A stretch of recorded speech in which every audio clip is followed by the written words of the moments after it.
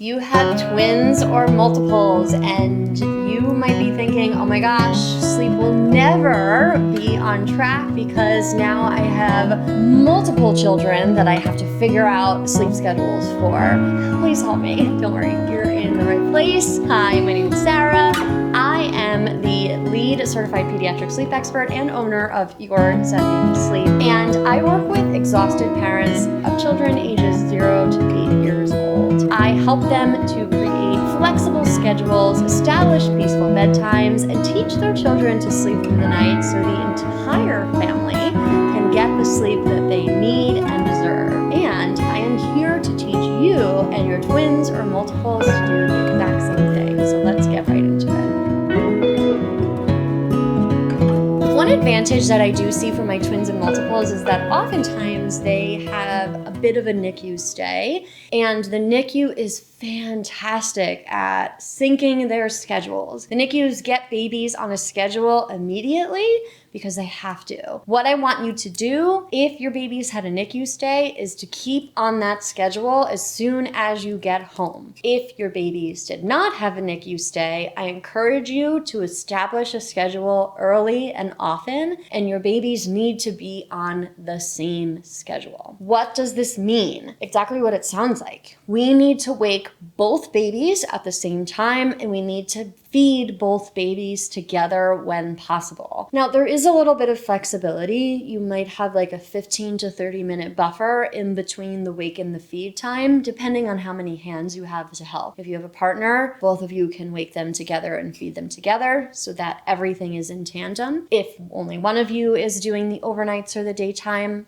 again, use that 15 to 30 minutes as a buffer. However, keeping them on the same schedule is going to be your best bet to making sure that everyone is sleeping at the same time and awake at the same time. Guess what this means? That when the babies are sleeping, even if at the beginning it's only for a couple hours at a time, you have a better chance of also sleeping and recuperating an hour and a half or 2 hours at a clip, which will feel much better than being awake for hours and hours and hours on end. Trust me. I want to talk about this idea of group harmony versus individual needs. So group harmony is what I just discussed, which is feeding them on a schedule, waking them on a schedule at the same time in tandem. Then we have individual needs, and you will start to see that one baby actually might lead the schedule based on their individual needs. So, we always have twin A and twin B, right? If we're talking about twins, we might see that twin A is just a little bit more sensitive to the schedule, to the feeding needs, and they might take the lead in what their needs are. Have twin A take the lead, have twin A be the person who sets the schedule,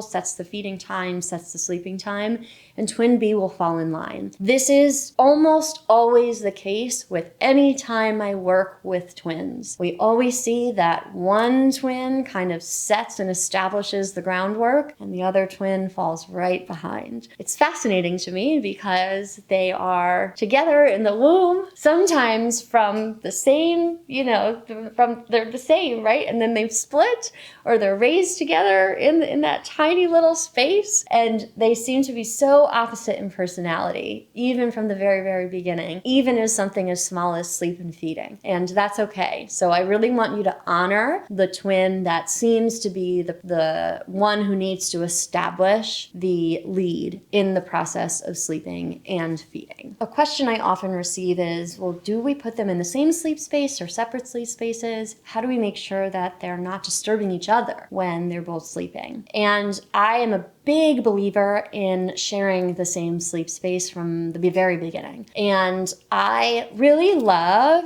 that there are options for like the shared twin bassinet. However, I think that there's a very limited time period that you are going to be able to use that shared bassinet.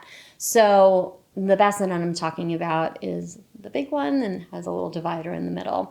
Very early on, eventually that does become a sleep disturbance because they start feeling each other's movements in the bassinet. So I want you to think about that if you are expecting and you haven't yet invested in their individual sleep spaces, because what might serve you better is 2 separate bassinets and then eventually 2 separate cribs. In order to prevent sleep disturbances, so where they're not waking each other up, what I love is buying 2 separate white noise machines, my favorite being the Yoga Sleep Dome, and putting the 2 separate noise machines either underneath their cribs at a lower volume or putting them in the middle of each other. So having the cribs on opposite sides of the room and having the white noise in the center of the room so that it muffles the sounds of each other. What's really great is that they get so used to each other's noises that it really doesn't bother one or the other. And so frequently when I'm sleep training with twins, the twin A, who usually is the tougher right from the beginning